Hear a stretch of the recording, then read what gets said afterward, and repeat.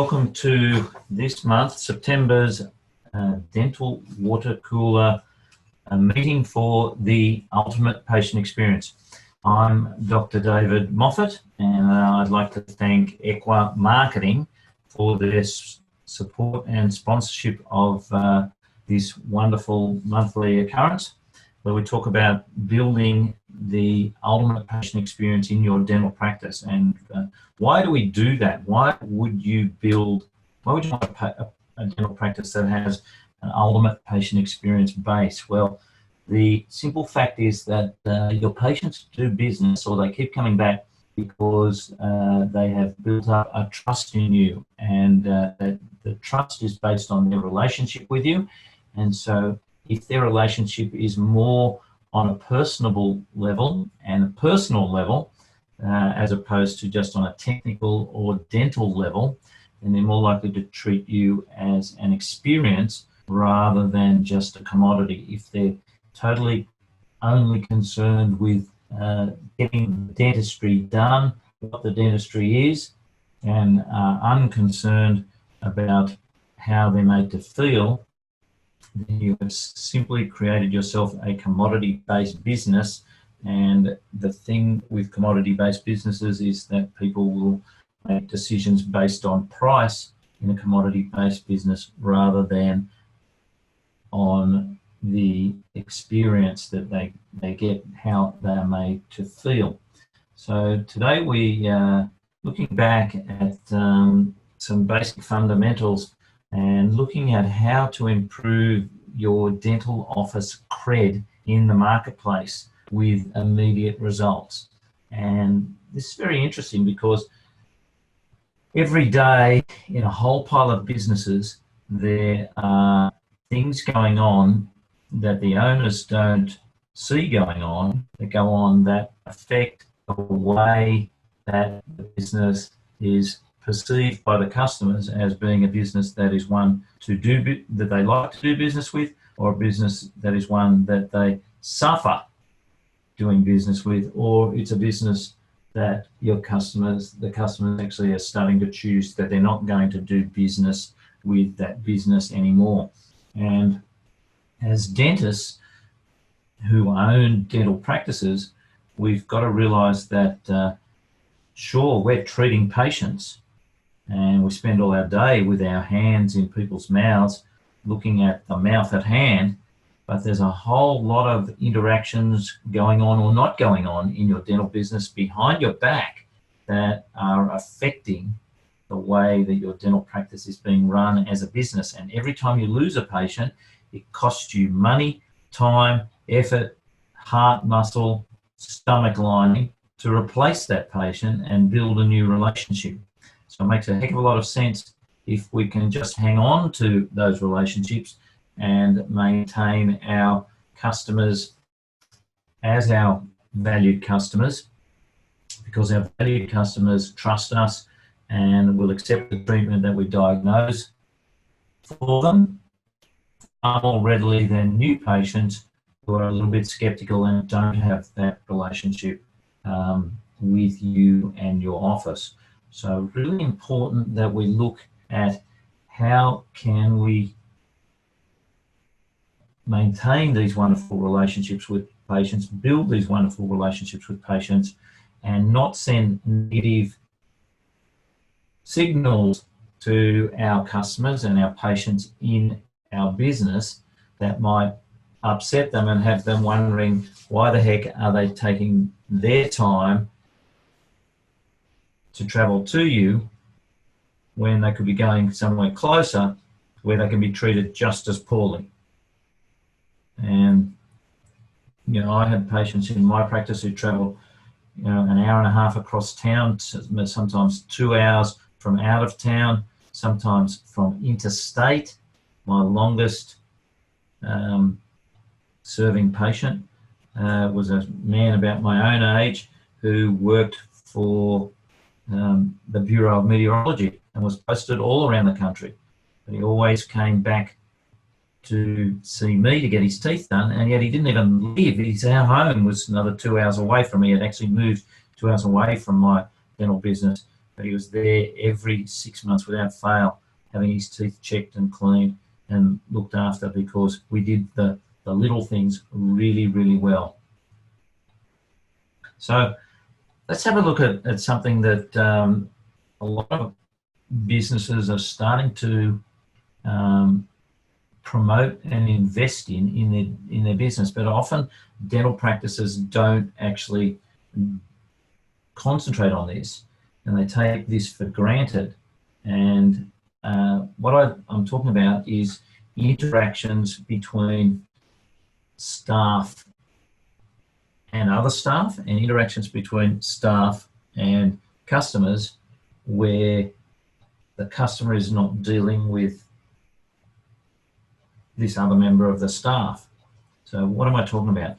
In a dental office, well, in my dental office, we had a very long corridor from the client lounge and the office area down to the main treatment rooms, and especially the hygiene room and the senior dental rooms were located maybe about 20 yards away from the client lounge and the front office area. And what I noticed was that sometimes when walking down this corridor, that another staff member would approach from the opposite direction and would not even acknowledge the first staff member. They'd look the other way, they'd look down, they'd look up. And this was not only two staff members passing each other, but it was also a staff member passing another staff member who was escorting a patient. And I thought, what would that patient think when they see two staff members pass each other in the corridor, and no acknowledgement, no pleasantries exchanged, no care shown. Now, I know with one of our local office suppliers and also one of our home handyman stores here in Australia, we are greeted by somebody at the front door just saying, hello, welcome to our store. And I think that's a really great way to make people feel welcome, because sometimes they don't know whether it's a new patient or a new customer or an existing customer returning, but sometimes a new customer to those stores has no idea where they're meant to be going to look for, whether it's some particular office supply or some particular home handyman tool. And so to be greeted by somebody nice, directing them to where they need to go, is adds to the value, adds to the immediate impact.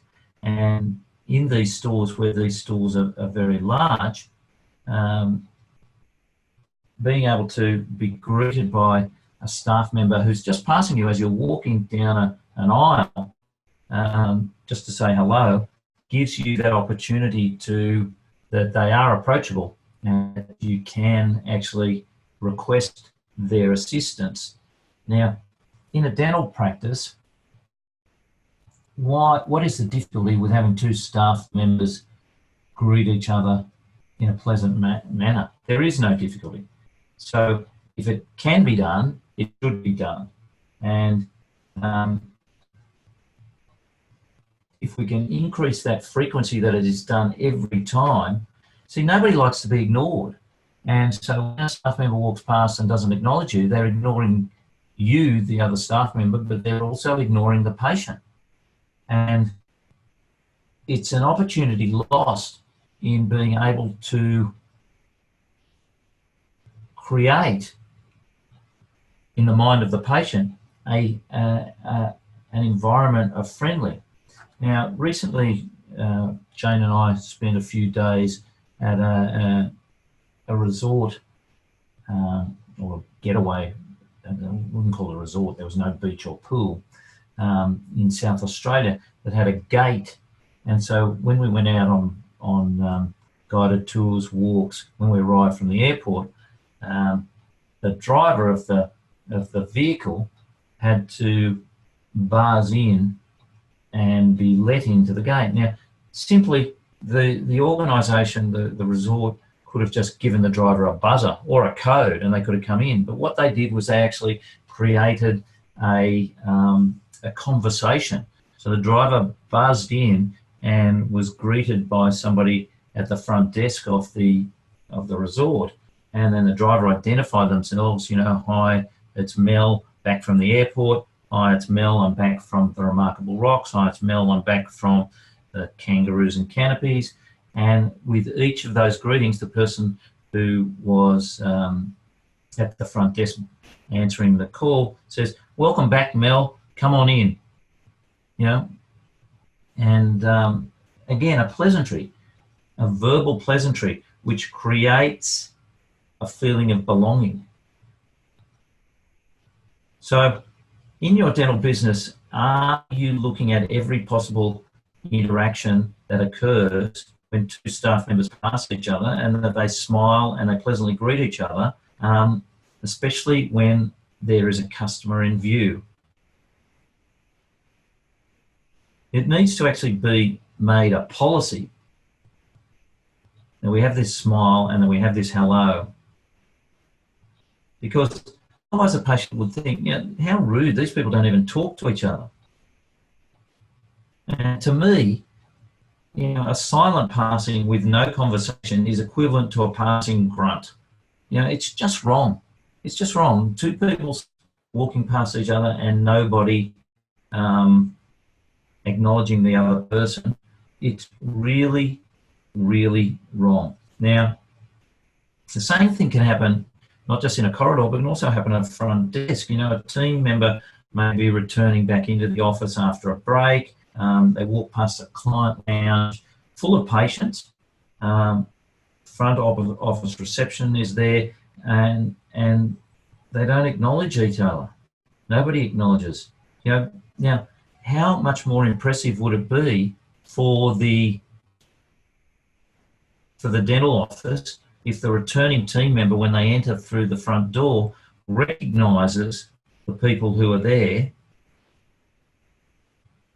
and greets them by name? I know that when I left at the end of every day, I was given a piece of paper with the names of the first 3 arriving patients, for me, for the hygienist and for the associate dentist, so that if by chance those patients had arrived exceedingly early for their 7 o'clock appointments the next morning and they'd actually beat me into the office, I'd be able to greet them by name.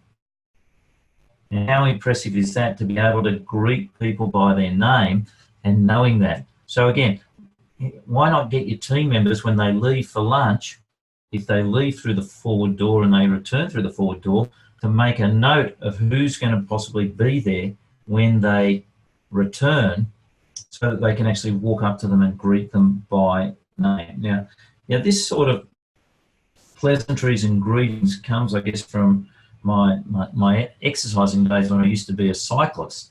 And cyclists are renowned for acknowledging other cyclists when they pass them, going the same direction, when their paths cross, when they're headed in opposite direction. There's an unwritten code between cyclists to acknowledge each other.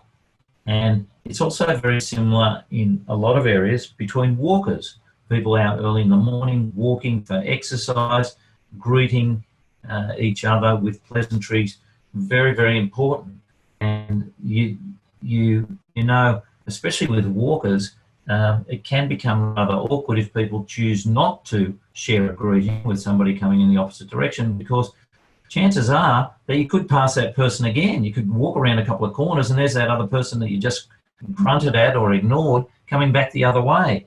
And of course, that's not a really wise sort of way to be trying to recognise people. And sometimes the people that you pass, sometimes you may need their assistance. You may strike up a conversation at another point in time and find out that they are somebody who you actually knew. Now, again, this happened to me. I remember seeing in my early days when I lived in Sydney, early days, not 15 years ago, I used to see a very fit man walking a very small dog. And it was funny because I was on the phone to a periodontist, and I said, "You live in such and such a street?" And he said, "Yeah." I said, "Which one's your house?" He said, "Oh," he gave me the number. I said, "Is that the stone one with the light? There's one with a stone wall and the lights?" He said, "Yeah, that's me." But anyway, lo and behold, a few days later, I'm walking down that street, and there's the fit man with the little dog walking ahead of me, and he goes into that gate. And so I'm thinking, well, that's the periodontist. So the next time I see the fit man with the little dog, I ask him, "Are you the periodontist?" And of course, then we had some commonality, and we became very much closer friends and companions, just because of the conversations we struck up, because of that acknowledgement of us as walkers, that general code of respect of saying hello and good morning, that common courtesy. Remember, a smile received makes the receiver feel good, and it also makes the sender feel good. So have your team know that when they do come across each other in the dental practice, they need to acknowledge, smile, and speak, so that anybody who sees this, be they with them or observing this passing, will think that these people obviously care about each other, and if they're going to care about each other, they're going to care about them as patients as well. So try and work on that office commonality. Now, it was interesting because a few years ago, I was attending a conference in Queensland that was booked out by a whole organisation. So it meant that everybody who was attending the conference was an employee of this organisation. There weren't any ring-ins, and when walking between venue facilities and rooms, and sometimes these rooms are a long way away from each other, I noticed attendees passing each other who, rather than smiling and saying hello, turned the other cheek. And this was a dental conference. And so what it said to me was that in this dental industry, there's still a lot of work. You would think that if there's a lot of dentists and a lot of dental staff attending a conference, that they would be accustomed to greeting people who they passed in passing along the corridor.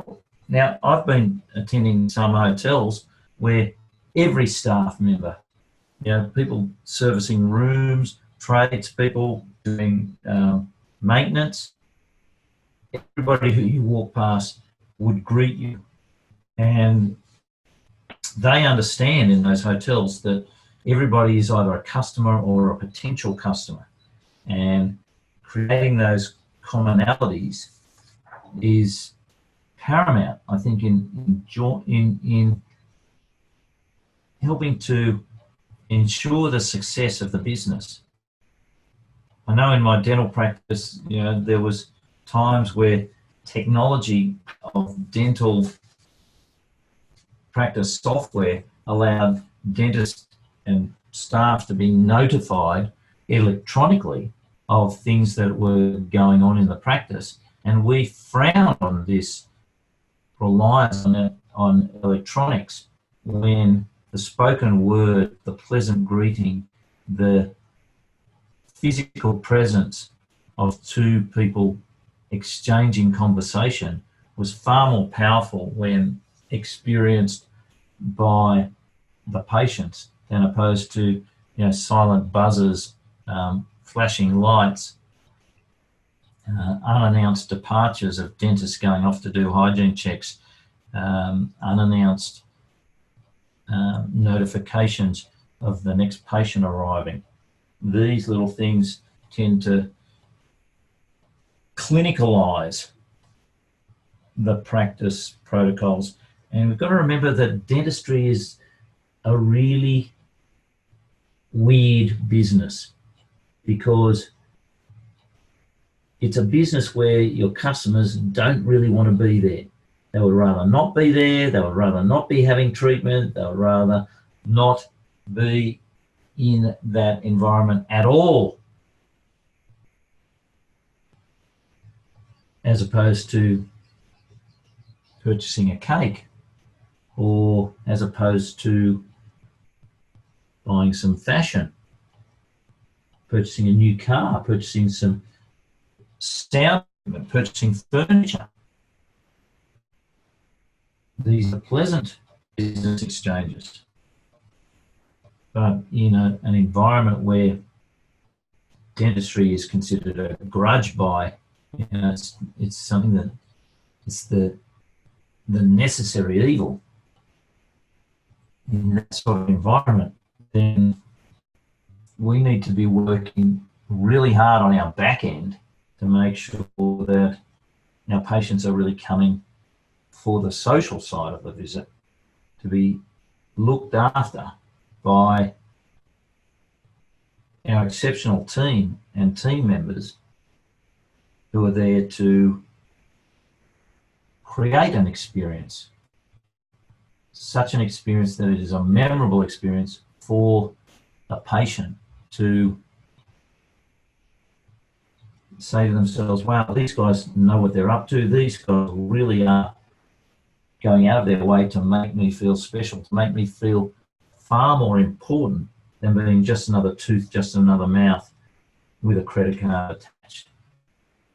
So look around your dental practice. Look at the interactions or the lack of interactions occurring in your dental practice and ask yourself that question. Can my team improve their interpersonal behaviours with each other, with the patients, so that the patients start to realise that getting their teeth done at your dental practice is like family. It's not a transactional action.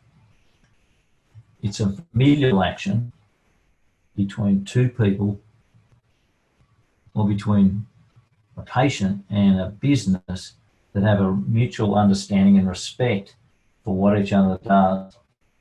A public, an outward public display of that admiration, of that respect, allows the patient to really feel that they have indeed had an experience at the dental practice, as opposed to just having a transaction. So I hope that's it's a culture. It's a cultural thing, really. We've got to create that culture in our dental practice that everybody wants to be there, that the staff want to be there, the dentists want to be there, the hygienists want to be there, and the patients want to be there. We want the patients feeling that this is more than just an appointment to get their teeth done. It's an experience. So I don't know if anyone's got any questions. Lila, any questions from you? No, this one was really complete. I know lead by example would be the beginning, but what would be the next steps for if you were to buy a practice and everybody is used to just head down? That's my question. If you're recently bought a practice, have staff that's always distracted and you're trying to get them on board. Leading by example would be phase one. How would you go about the next phase of getting those people to start interacting with each other, the patients, creating that environment? Well, I think a real fun way of doing it is almost like in the family kitchen, where you have the swear jar, and people have to put in a nickel or a quarter or a dime if they swear, or they catch somebody swearing. You can do that in your dental office. You say, look, we want to make sure that everybody's really involved and they've bought into this process. And so if you get caught out looking the other way, ignoring someone, you're going to get called on it, and it might even be $1 a time. That's certainly a motivator. It works for the police, doesn't it? You get caught speeding, they penalise you financially, and you soon modify your behaviour. So it can be a fun way of doing it, because ultimately, Lila, it's a great question. If you've bought a practice and people aren't doing this in the practice, then there's a need for necessary cultural education and cultural change within that practice.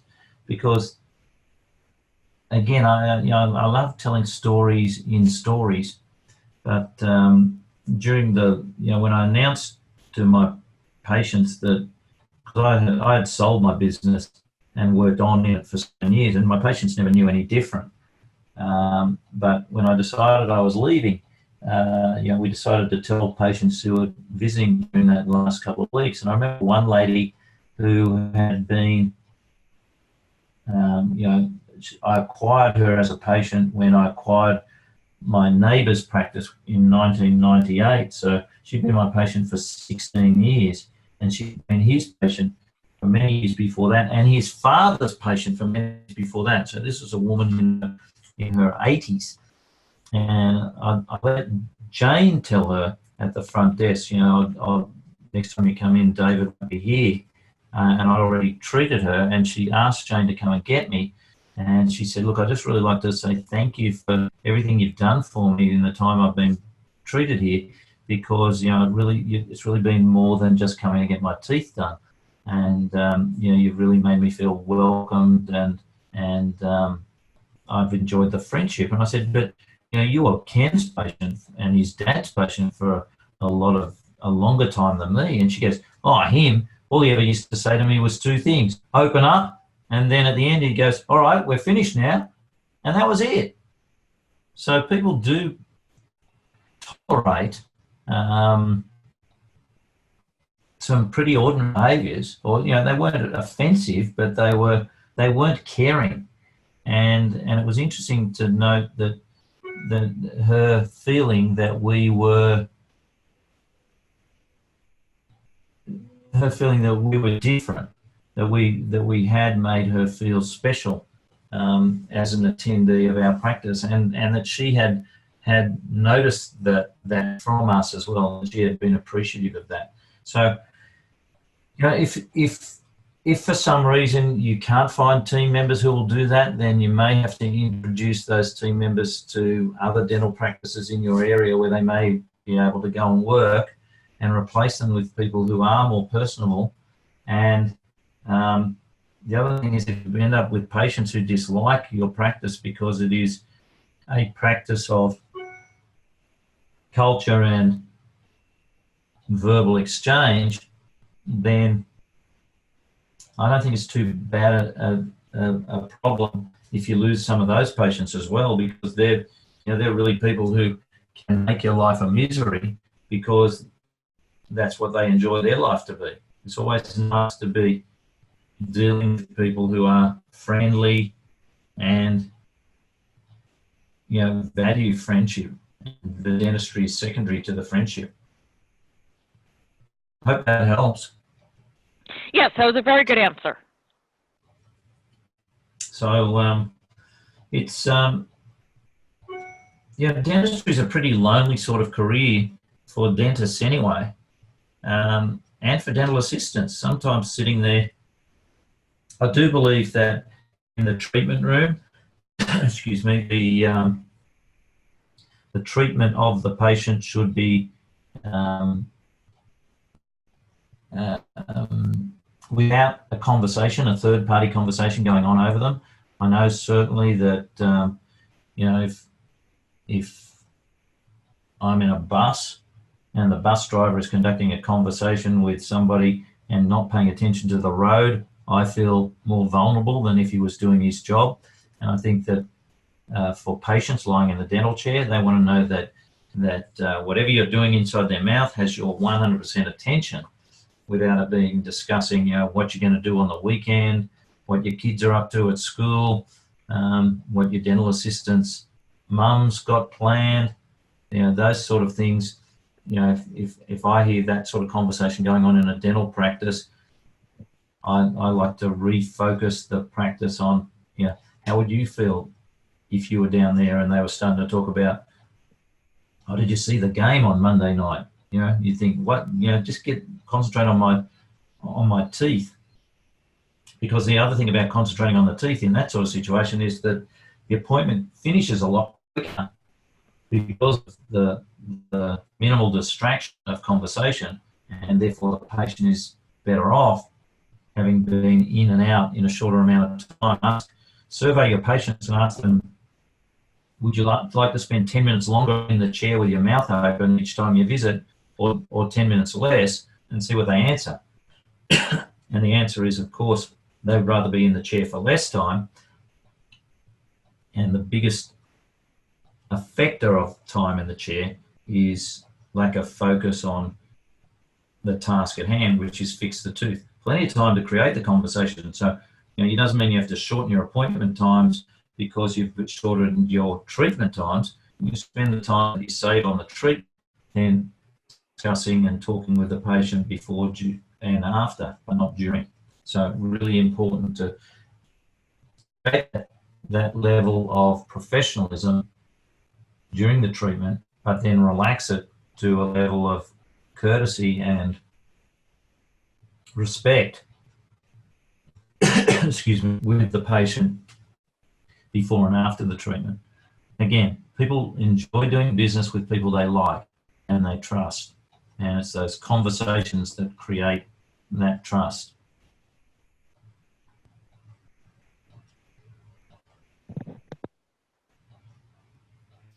Okay, perfect.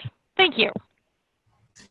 Oh, I think we'll wind it up there, Lila, and I've just got my dates down for next month. We're going to be an hour earlier, I think, next month on Monday, October the 7th. It'll be at 7 p.m. Eastern, just where we're going through we go through a time zone change. We get the summertime down here. So we'll do it at 7 p.m. Eastern on October the 7th. That'll be the next dental water cooler event for the ultimate patient experience. So I'd like to thank Equa Marketing for their support again. And Lila, thank you for being on the call. And I look forward to talking to people next month.